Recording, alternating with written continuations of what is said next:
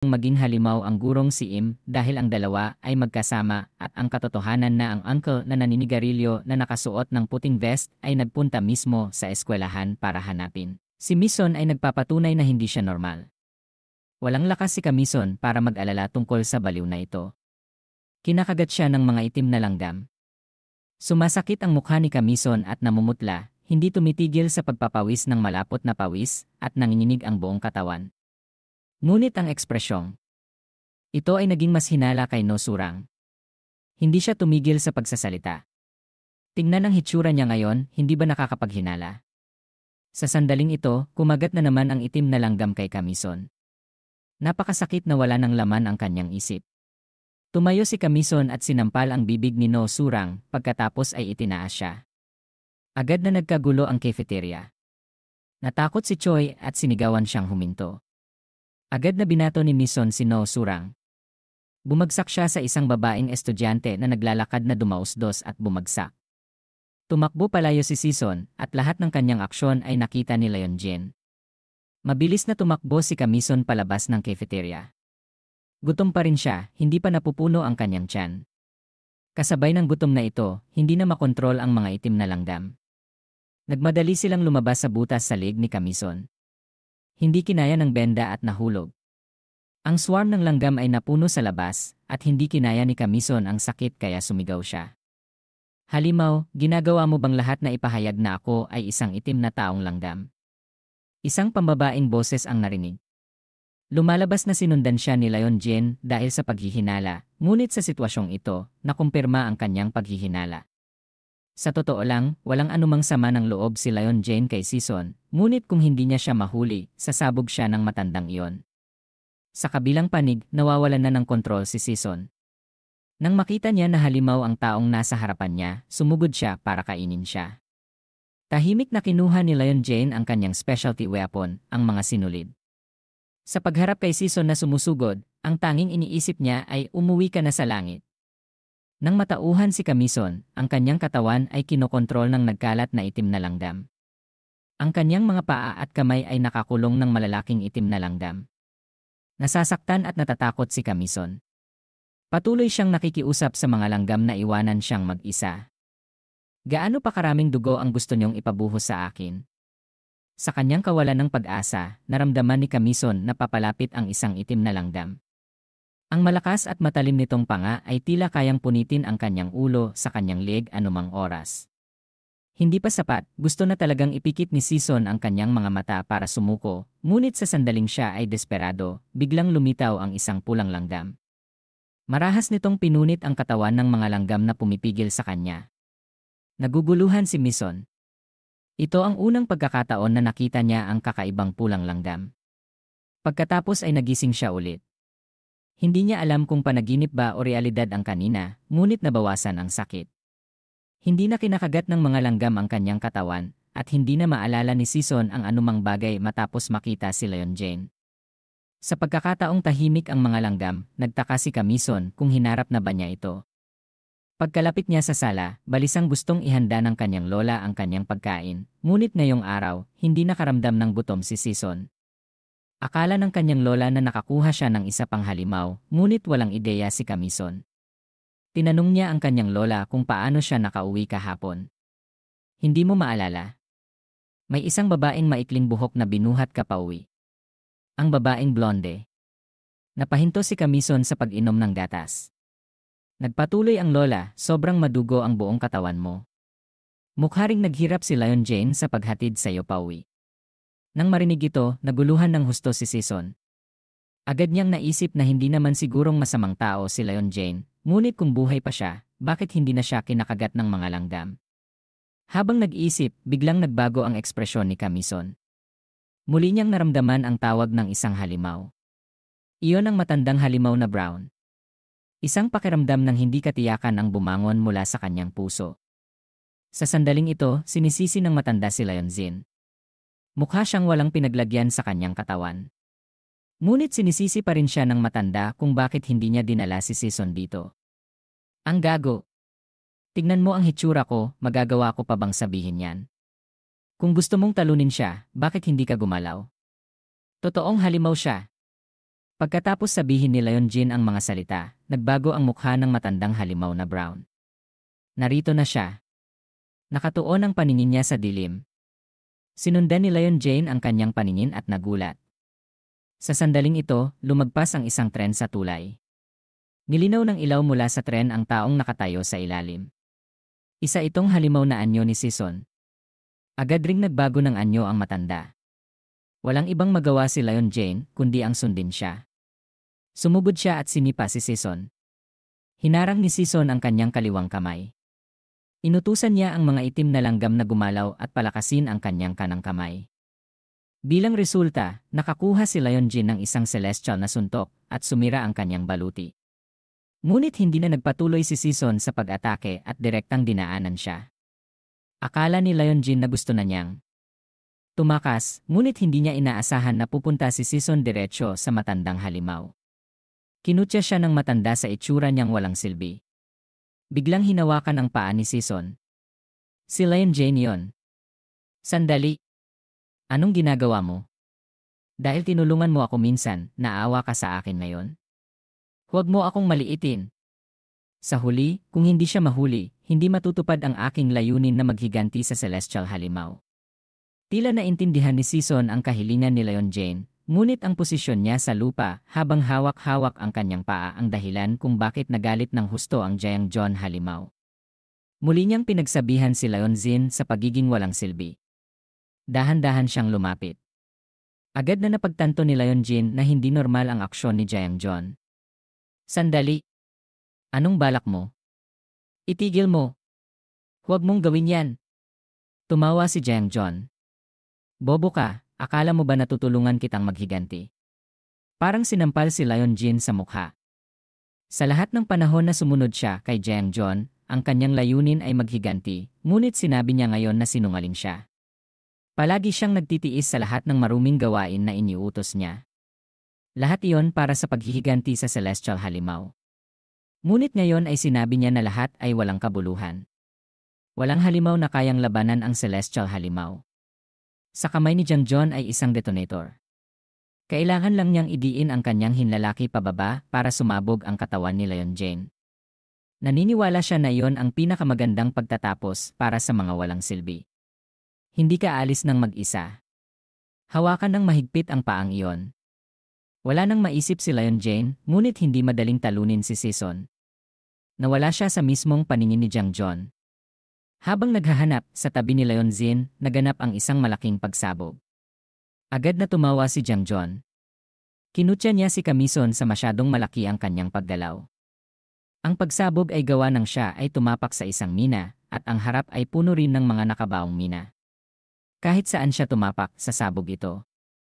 Ang layunin ni Sison ngayon ay ang kamay ng lintik at kinailangan niyang bumilis pa. Masyadong mabilis na hindi niya siya makita. Patuloy na tumatalon at bumabalik si Kamison na nagpapahilo sa kabilang partido.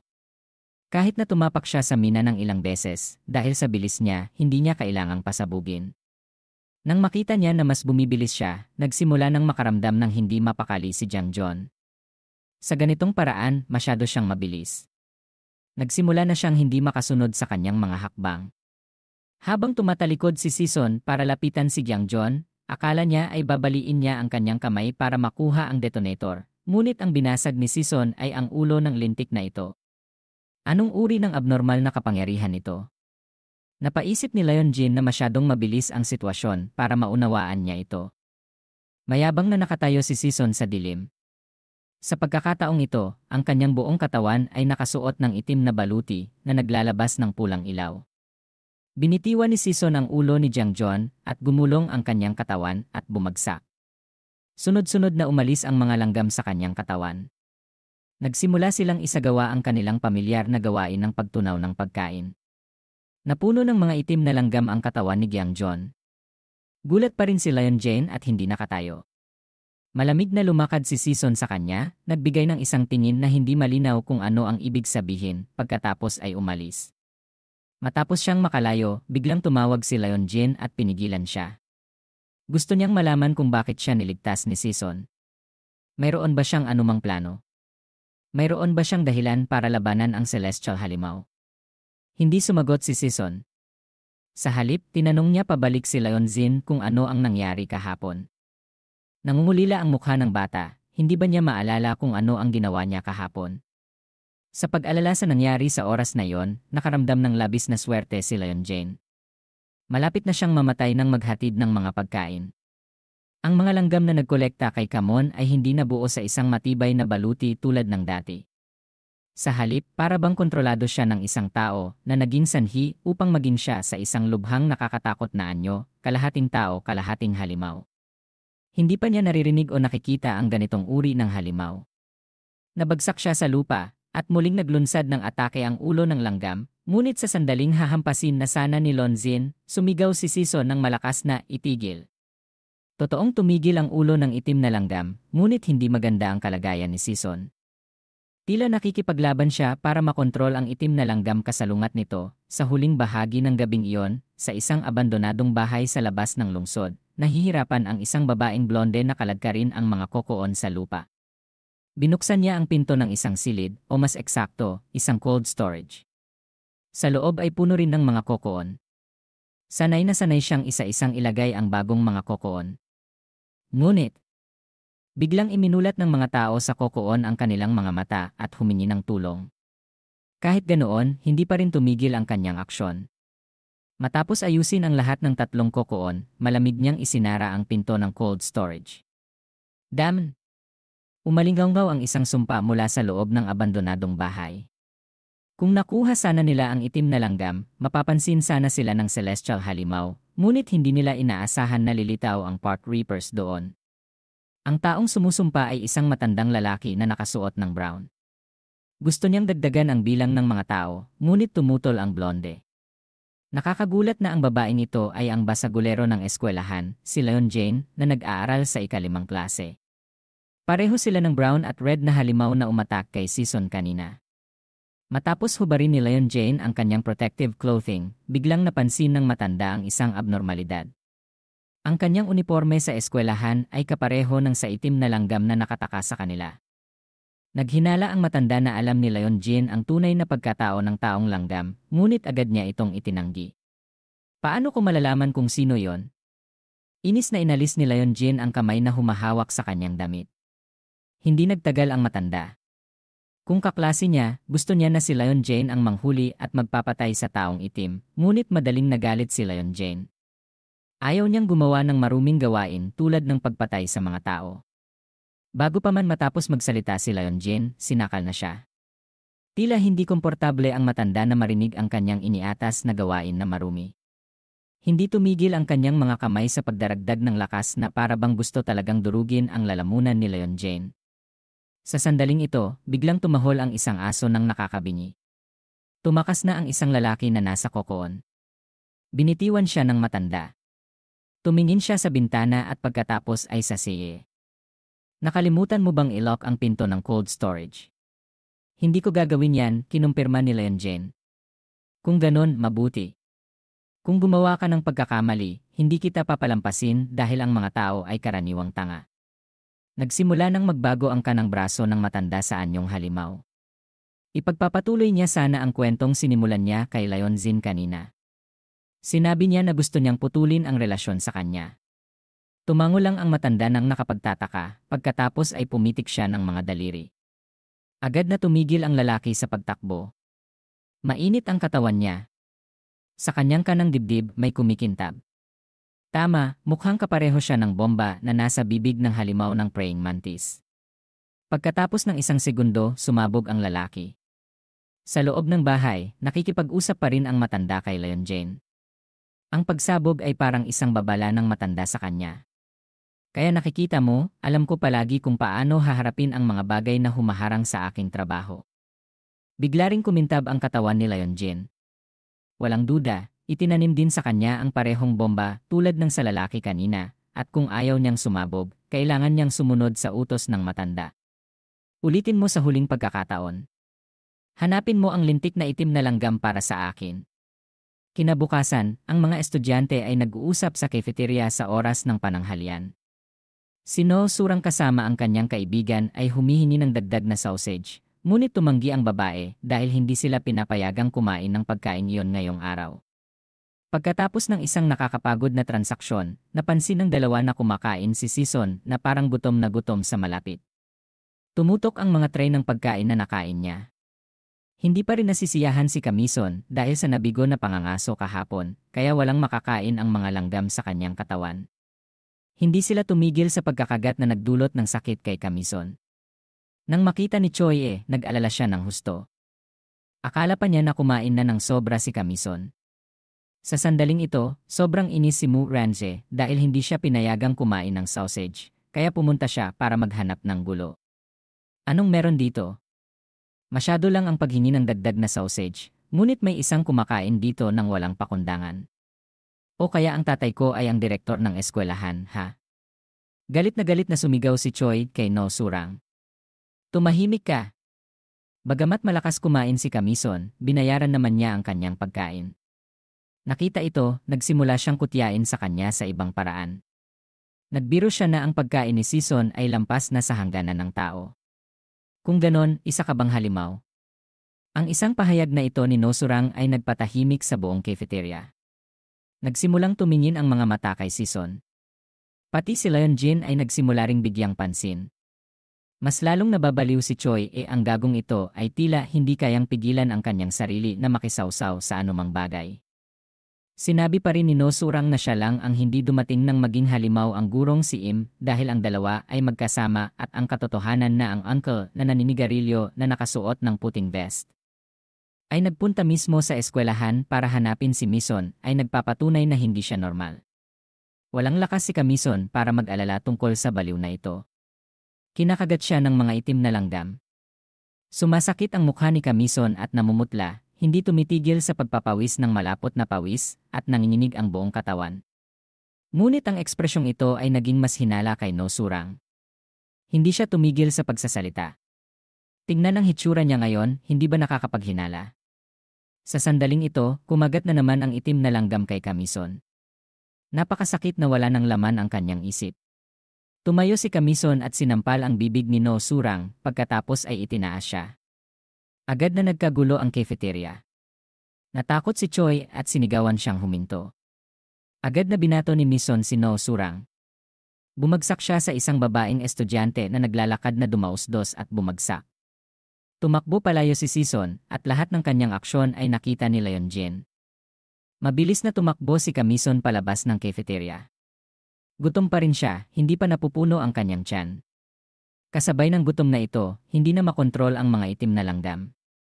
Nagmadali silang lumabas sa butas sa leg ni Camison. Hindi kinaya ng benda at nahulog. Ang swarm ng langgam ay napuno sa labas at hindi kinaya ni Camison ang sakit kaya sumigaw siya. Halimaw, ginagawa mo bang lahat na ipahayag na ako ay isang itim na taong langgam? Isang pambabaeng boses ang narinig. Lumalabas na sinundan siya ni Leon Jin dahil sa paghihinala, ngunit sa sitwasyong ito, nakumpirma ang kanyang paghihinala. Sa totoo lang, walang anumang sama ng loob si Leon Jin kay Season, ngunit kung hindi niya siya mahuli, sasabog siya ng matandang iyon. Sa kabilang panig, nawawalan na ng kontrol si Season. Nang makita niya na halimaw ang taong nasa harapan niya, sumugod siya para kainin siya. Tahimik na kinuha ni Leon Jin ang kanyang specialty weapon, ang mga sinulid. Sa pagharap kay Season na sumusugod, ang tanging iniisip niya ay umuwi ka na sa langit. Nang matauhan si Camison, ang kanyang katawan ay kinokontrol ng nagkalat na itim na langgam. Ang kanyang mga paa at kamay ay nakakulong ng malalaking itim na langgam. Nasasaktan at natatakot si Camison. Patuloy siyang nakikiusap sa mga langgam na iwanan siyang mag-isa. Gaano pa karaming dugo ang gusto niyong ipabuhos sa akin? Sa kanyang kawalan ng pag-asa, naramdaman ni Camison na papalapit ang isang itim na langgam. Ang malakas at matalim nitong panga ay tila kayang punitin ang kanyang ulo sa kanyang leeg anumang oras. Hindi pa sapat, gusto na talagang ipikit ni Season ang kanyang mga mata para sumuko, ngunit sa sandaling siya ay desperado, biglang lumitaw ang isang pulang langgam. Marahas nitong pinunit ang katawan ng mga langgam na pumipigil sa kanya. Nagugulo